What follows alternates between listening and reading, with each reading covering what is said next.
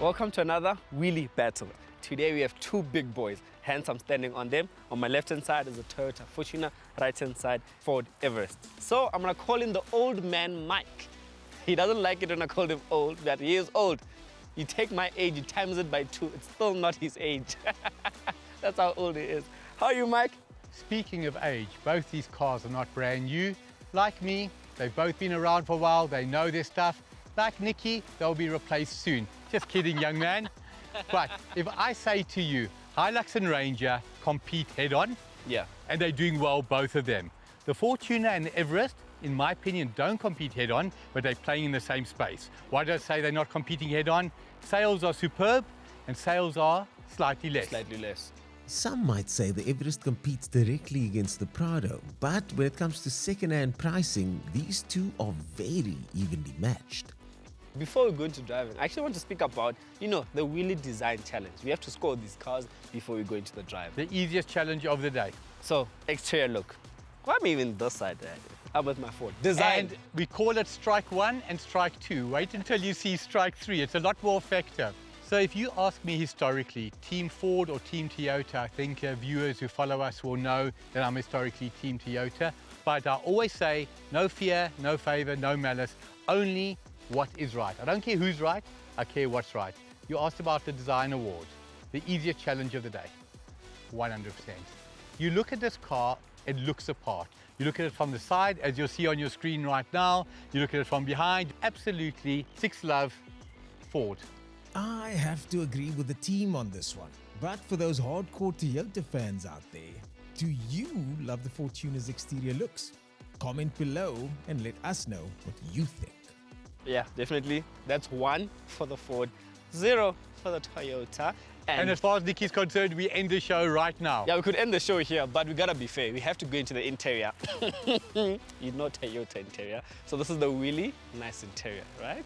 What do you think? Between the Toyota Fortuner and the Everest. Mind you, this is a sunroof, by the way. That doesn't have a sunroof. To the hierarchy at Toyota, you should have insisted that we start with longevity or perceived longevity.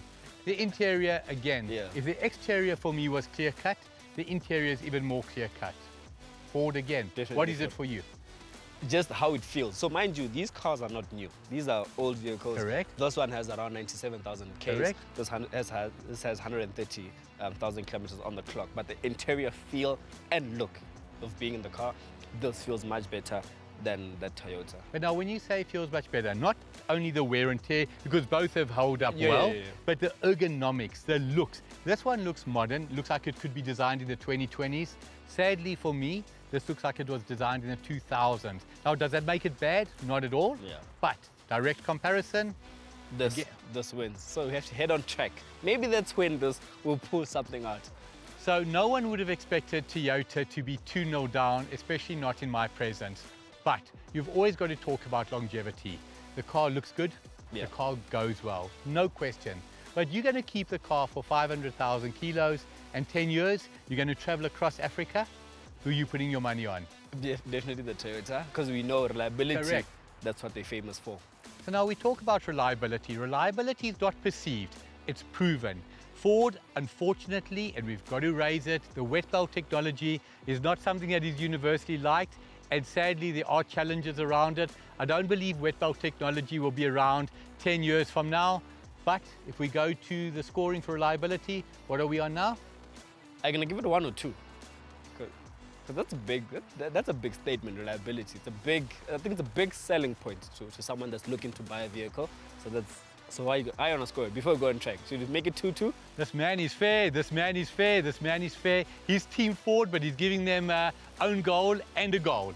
For those who follow the podcast, you'll often hear me and us say, real world. Yeah. Now, the car looks good, we know everything on paper, but where do you drive a car? You drive a car in the real world. You ready to go on track and see who's the boss? I'm the boss. I'm the boss. Not so fast, gentlemen. There's only one way to find out who the real boss is.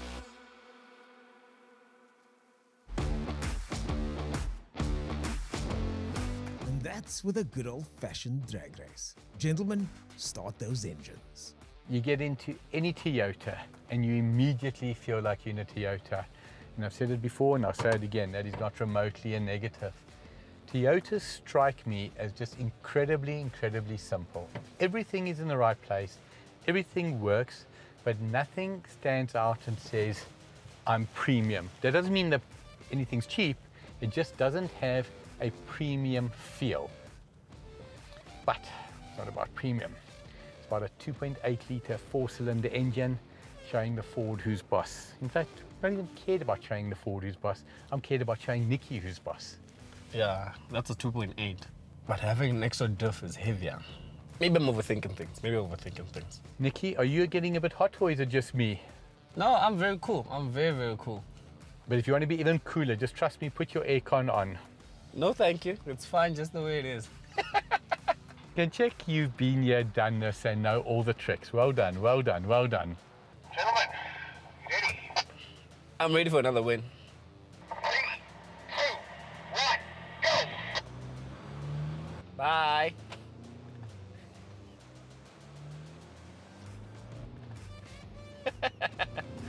This is so easy. And I'm pulling, that's the funny thing. Nikki's definitely ate 2 courses of breakfast this morning.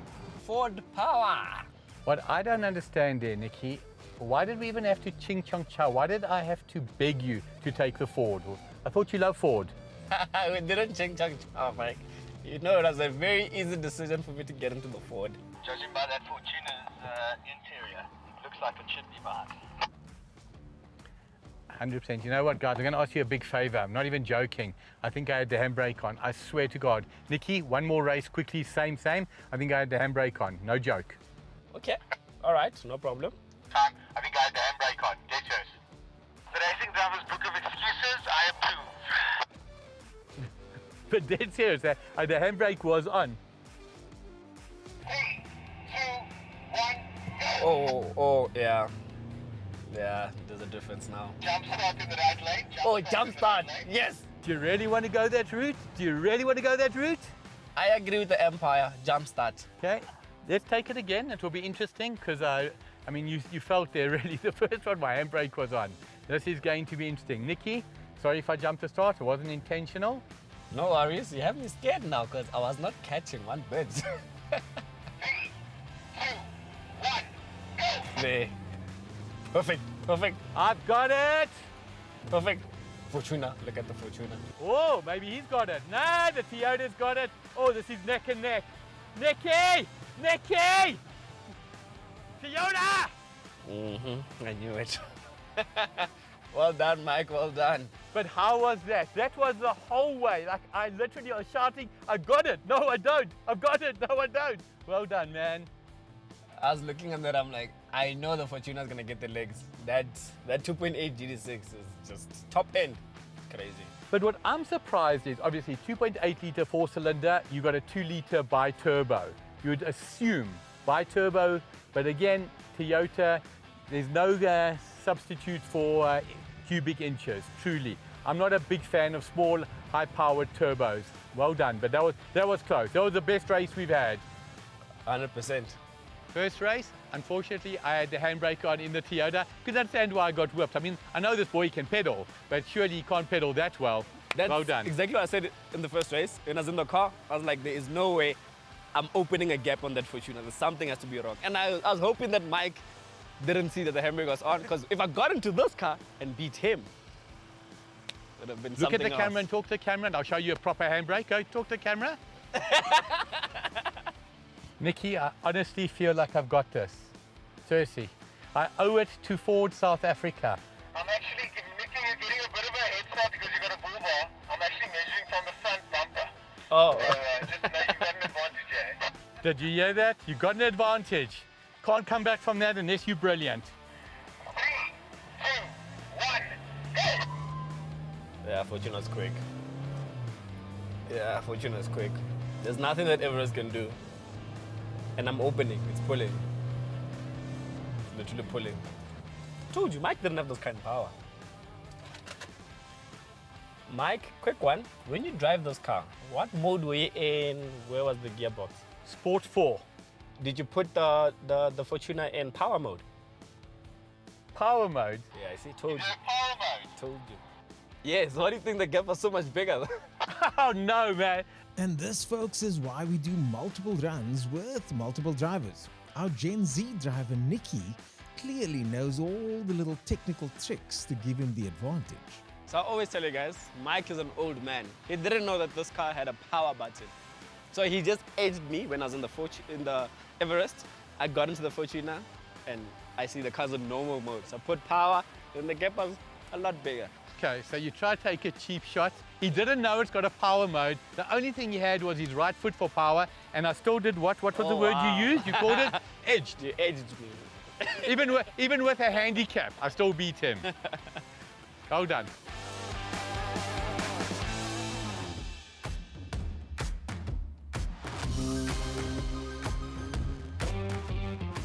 Now it was time for our very unscientific braking test.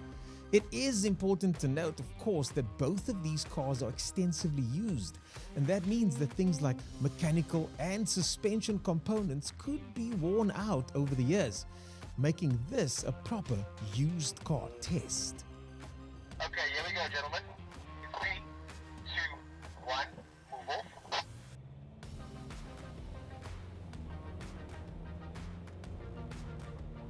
Okay, I'm at 60. We just maintain it there.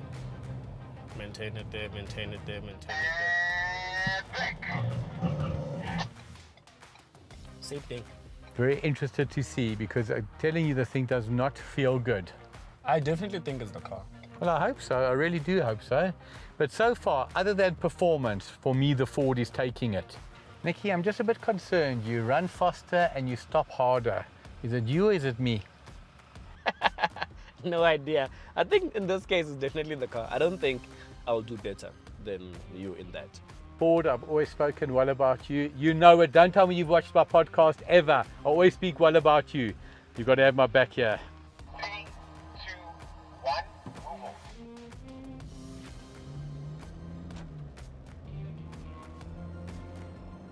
Keep it there, keep it there, keep it there. And brake. Oh! Those cars dramatic. I felt what you're talking about. Those cars very dramatic under braking. Absolutely. The Ford just stops, does what it should. The steering doesn't move. That one, I felt like if I wasn't holding the steering wheel tight, it almost wants to come out of your hands. The Ford feels immeasurably more measured under braking. Yeah, this is very dramatic. Like what the brake pedal does, it goes in, out, then in. Whereas in the Everest, it goes flat, one shot. So I always say no fear, no favor, no malice. It's always what you feel. And in this case, the Ford feels immeasurably more measured under braking. We were not going fast, we were going around 60 kilometers an hour. But in the Toyota, it felt dramatic. In the Ford, it just felt measured and controlled. 3, 2, 1, move off.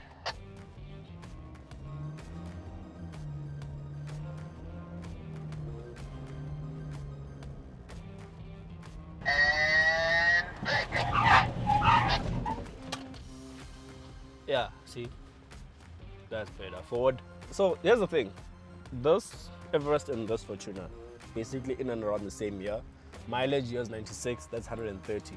But that feels so much better and more confidence expiring compared to this. We got the result, not that we wanted, we got the result that is 100% accurate. Both of us braked at the exact same time, and I would say the Toyota needed about 2 meters more. Not a hell of a lot, but about 2 meters more. Both got very, very similar tires, so well done, Team Ford. Join us next week for the final part in this Weelee battle between the Ford Everest and the Toyota Fortuner. I'm just saying. To the hierarchy at Toyota, you should have started with longevity. May the best man win. Thank you. And may the best, nice, and may the best car win. 100%. Why did we even have to ching chong chow? Why did I have to beg you to take the Ford? I thought you love Ford. We didn't ching chong chow, Mike. You know, it was a very easy decision for me to get into the Ford. To the editors, I'm the older one. Please listen to me. I left foot brake. I left foot. That's how you beat me the last time. So Mike, maximum pressure, more than you think you should. Keep your foot on the brake, no movement on the pedal. Confirmed, confirmed. Pedal to the metal.